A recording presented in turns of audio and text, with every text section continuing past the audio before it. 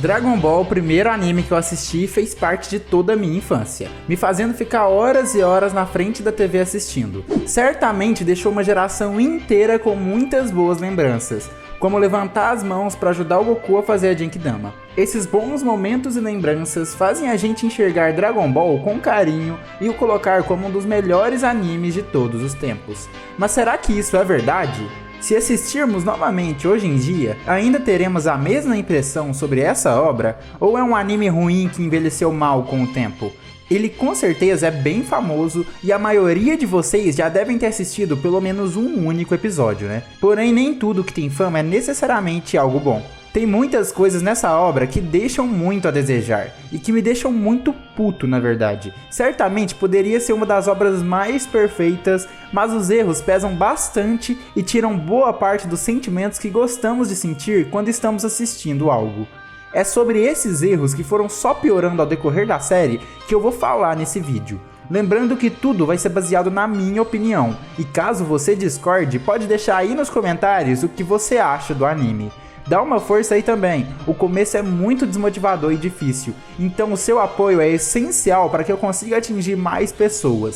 Dá um like e se inscreve aí para não perder os próximos vídeos, é de graça, não custa nada, valeu!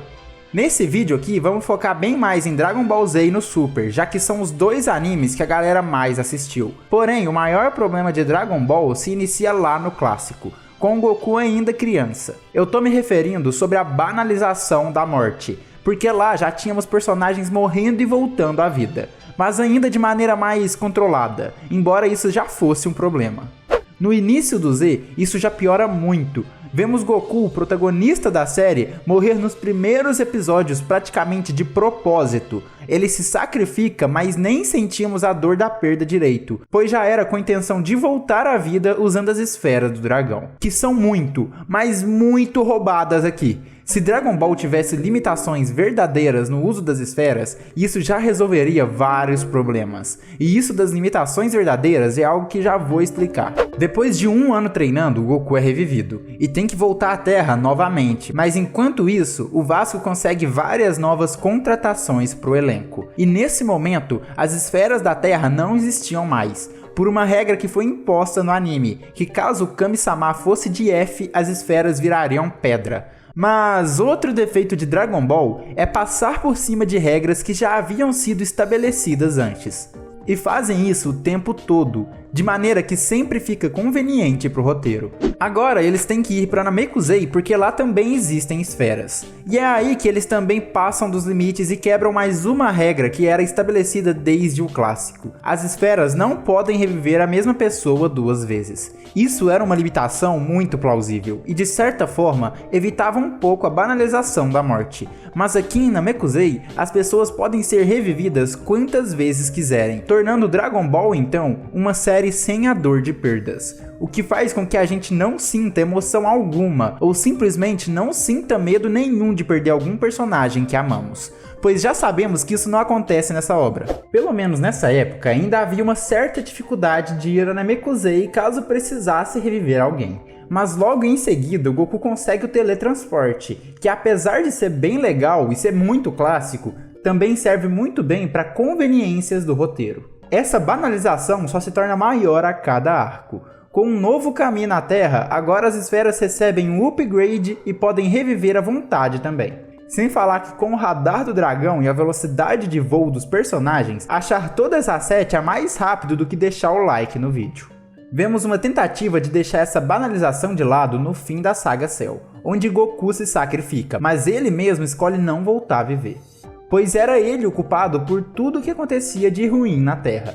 Meio que ele atraía essas coisas. Muita gente critica essa decisão do Goku por ele estar abandonando seu filho, e o colocam como um pai ruim. Eu fiz um vídeo questionando sobre isso, dá uma olhadinha lá. No fim, mesmo os sacrifícios mais memoráveis da série também são banalizados. Como o de Vegeta, por exemplo, que foi revivido para lutar contra Majin Buu pelos próprios deuses do outro mundo de Dragon Ball.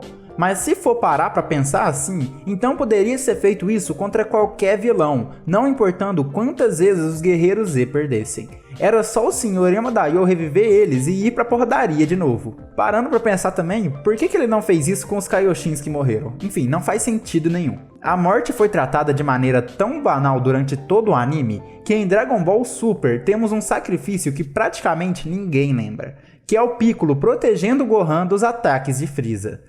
Sinceramente, eu nem sei mais porque os personagens ficam furiosos quando perdem alguém, ou se surpreendem quando lembram que ele pode voltar à vida com as esferas. É realmente um roteiro bem fraquinho nesse quesito, parece que todos ali têm Alzheimer. Mas como seria a série se esse problema não existisse? Bom, temos uma história em Dragon Ball que não sofre com essa banalização. Você consegue lembrar qual é? Se você não se lembra, ou se realmente nunca viu, eu tô falando sobre o OVA que conta sobre o futuro do Trunks. É sério, tem um clima bem mais sério, com problemas bem mais reais e que passavam uma sensação de perigo real. Nesse futuro, a maioria dos guerreiros Z se foram por culpa dos androides. Restando então Trunks e Gohan. Os dois têm uma relação muito boa, de mestre e discípulo. O Gohan é fodão, com uma personalidade séria, forte e corajosa, marcado pelas perdas de todos que se foram e pelo seu ódio que ele nutria pelos androides. No fim, temos a única morte que nós realmente sentimos em todo Dragon Ball, mesmo que não seja na cronologia que nós estamos acompanhando. A morte do Gohan do futuro é o gatilho que causa a transformação de Trunks em Super Saiyajin e também o torna um personagem bem mais sério, mesmo que ainda seja bondoso. Eu queria de verdade que todo Dragon Ball fosse mais parecido com isso, tendo perdas verdadeiras que pudéssemos sentir. De qualquer forma, esse não é o único defeito dessa obra. Outro ponto importante a ser mencionado é em como o anime se perdeu na escala de poderes. Desde o início do Z, os poderes já eram absurdos, com o Vegeta já podendo explodir a Terra, mas ainda era ok, dava pra enxergar a evolução pros personagens. Tínhamos um personagem que servia de base como o mais forte do verso, que era o Frieza, e até chegar na luta contra ele, tiveram vários inimigos, cada um mais forte que o outro. E isso era até que bem apresentado, era legal ver o poder de luta de cada um dos personagens. Mas é justamente na luta contra o Frieza que o poder atinge uma escala que deixa de ser lógico. O Goku tinha 3 milhões de poder de luta em sua forma base, e conseguia atingir até 60 milhões utilizando o Kaioken ao máximo.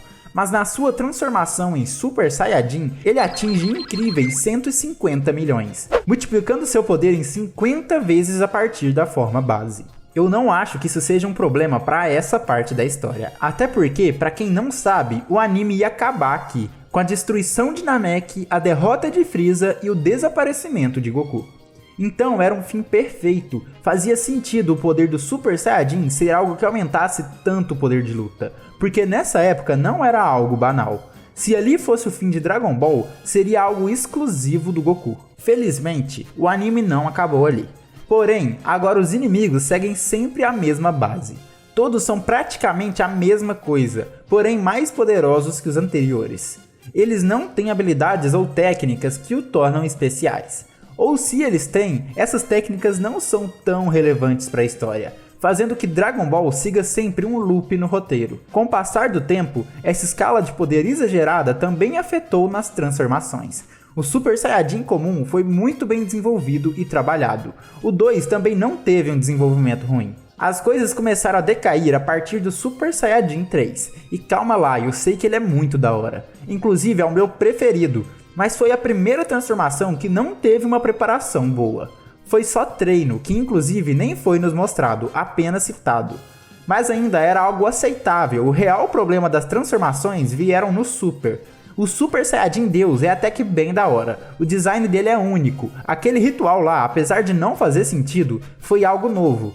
Mas não acho nem um pouco criativo se tornar um deus só porque alguns Saiyajins de coração puro mandaram energia pra você. O Super Saiyajin Blue é a pior transformação de todo Dragon Ball. Ele tem um design nem um pouco inovador. Só pegou o Super Saiyajin e pintou a cor do cabelo. Além disso, ele não muda nada além do poder. A forma que eles alcançaram essa transformação é igualmente sem graça, foi só treino mesmo. As transformações não têm mais peso, não tem mais uma história por trás, um motivo, só o primeiro Super Saiyajin foi perfeito.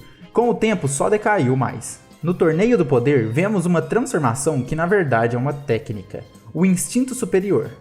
Aqui eles conseguiram sim fazer algo diferente e que ficou muito bom. Não é só mais uma cor de cabelo diferente, é algo um pouco mais complexo. Porém, ainda assim, não deixa de ser só mais um aumento de poder. E a escala de poderes vai sempre ser assim, pois já perdeu o controle há muito tempo. Claro que Dragon Ball não são só problemas. O anime possui diversos acertos e por isso se tornou uma obra tão conhecida e tão amada. Mas pouca gente fala sobre erros como esses que eu mencionei aqui. Se você discorda, diz aí o motivo. Fala quais pontos você acha que poderiam ser melhores em Dragon Ball e o que você também não gosta na obra. Não esquece também de deixar um like e se inscrever para me ajudar a alcançar o meu sonho. Valeu!